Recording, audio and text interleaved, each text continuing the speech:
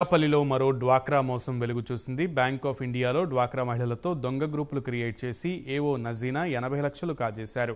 వాయిదా సొమ్ము చెల్లించట్లేదని బ్యాంకు సిబ్బంది సభ్యులకు నోటీసులు పంపారు. దీంతో లోన్ గురించి తమకు తెలియదని డ్వాక్రా మహిళలు వాపోయారు. తమను మోసం చేసిన బ్యాంకు సిబ్బందిపై చర్యలు తీసుకోవాలని మహిళలు ధర్నాకు దిగారు.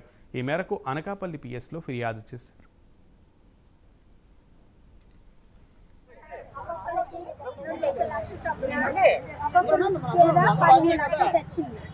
ఆ గ్రూప్ లీడర్ ఎవరేటనేది మాకు కూడా తెలియదు. ఇప్పుడు కూడా అలాగే 15 లక్షలు తెస్తే నిన్న మాకు వచ్చింది నోటీసు. మేము వెళ్ళి నజీమాని అడిగాం, మాకు నోటీస్ వచ్చింది కదండి, మాకు బ్యాంక్ ఆఫ్ ఇండియాలో అసలు అకౌంట్ కూడా లేదు, అకౌంట్ లేకపోతే ఆవిడ అన్నది తెలుగుగా ఇది తెచ్చి మాకు ఇచ్చేయండి అని చెప్పింది. కానీ నేను తెలుగుగా ఏం చేశానంటే నేను మేనేజర్ దగ్గరికి వచ్చాను. సార్ మాకు నోటీసులు వచ్చాయి, మాకు ఇందులో అకౌంట్ లేదు, మీరు 10 మందిలో మాకు ఎలా ఇస్తారు, 10 మంది గ్రూప్ నుంచి వస్తారు కదా మాకు ఇస్తారు.